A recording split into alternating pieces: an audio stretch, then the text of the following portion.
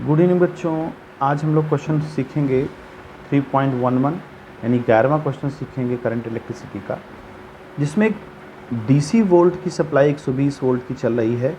एक सेल को, एक स्टोरेज सेल है जिसको ये चार्ज कर रहा है, उसका इंटरनल रेजिस्टेंस हमको दे रखा है और उसी सीरीज में एक रेजिस्टेंस 15.5 ओम का लगा रखा गया है।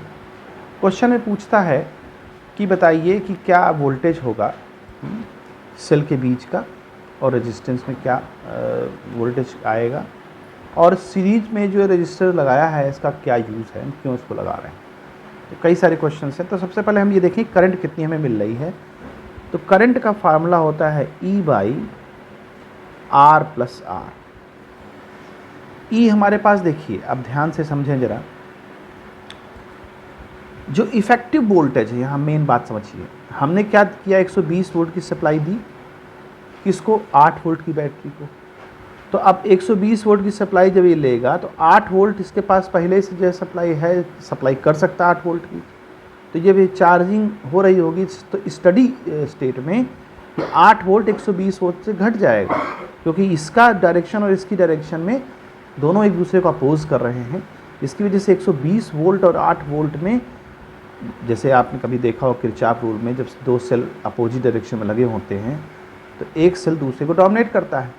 तो जब स्टडी स्टेट चल रही थी, इसकी स्टडी स्टेट में करंट इसके अंदर जा रही थी, उस वक्त जो ये चार्ज होगा तो 8 वोल्ट का इस पर जो सप्लाई है, जब ये 8 वोल्ट में चार्ज हो गया होगा तो इससे हमको माइनस करना पड़ेगा वोल्ट, जो एक्चुअल जो पोटेंशियल यहाँ पर सर्किट का होगा वो 120 वोल्ट तो था ही इसका बैटरी का, 8 वोल्ट इससे जो है माइनस होगा, क्योंकि अपोजिट देखिए चार्ज कर रहा है, लेकिन ये अपोजिट भी करंट फ्लो कराने की ताकत रखता है जब ये चार्ज हो जाएगा। तो उस समय इफेक्टिव वोल्टेज हमारे पास 120 माइनस 8 होगा। और रेजिस्टेंस कितना लगा रखा है हम लोगों ने, 55.5, और R है 0.5। तो 120 में जब 8 जाएंगे तो 112 बचेगा, 112, और इसका 16 आएगा आंसर। तो जब ये इसको सॉल्व करेंगे तो आएगा 7 एम्पियर, यानी 7 एम्पियर की करंट इसमें फ्लो होगी। फिर पूछता है कि अब यहाँ पर हम ये देखें कि वोल्टेज इसके बीच में कितना है। तो सबसे पहले देखें कि इसके बीच में वोल्टेज कितना है, यानी कि जो हमने आप एक्सटर्नल रेजिस्टेंस लगा रखा है, तो वोल्टेज अक्रॉस आर रेजिस्टेंस जो है उसके बीच में देखिए कितना इसका वोल्टेज आ रहा है। तो करंट कितनी है, 7 एम्पियर, और रेजिस्टेंस कितना है 15.5। तो इसको जब मल्टीप्लाई करेंगे तो ये आ जाएगा हमारा 108.5 वोल्ट।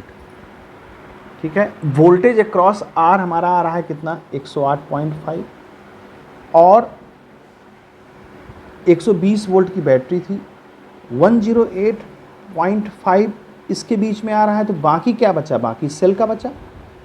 भाई जैसे हम लोग करते हैं कि जैसे कोई एक सप्लाई आ रही है और सप्लाई में अगर 2 रेजिस्टेंस लगे हों,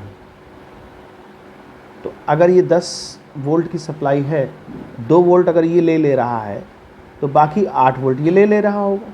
तो अगर इस 120 वोल्ट की सप्लाई में ये रेजिस्टेंस 108.5 ले रहा है, तो बाकी जो बचा वो सेल ले रहा होगा, पोटेंशियल उसका उतना। तो सेल का पोटेंशियल जो हो जाएगा, वो सेल का पोटेंशियल हो जाएगा 120 माइनस 108.5। तो अब हम इसको जब सॉल्व करेंगे तो 11.5 वोल्ट बचेगा, यानी वो इस सेल को मिल रहा होगा केवल। ठीक है, तो ये बात समझ में आ गई।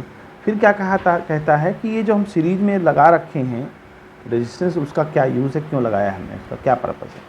देखिए, करंट बहुत ज़्यादा हाई ना हो, सेल को कोई डैमेजिंग प्रोसेस ना स्टार्ट हो जाए, जिसकी वजह से हमको करंट की स्ट्रेंथ को मिनिमाइज़ करने के लिए हमने ये रेजिस्टेंस का इस्तेमाल किया है।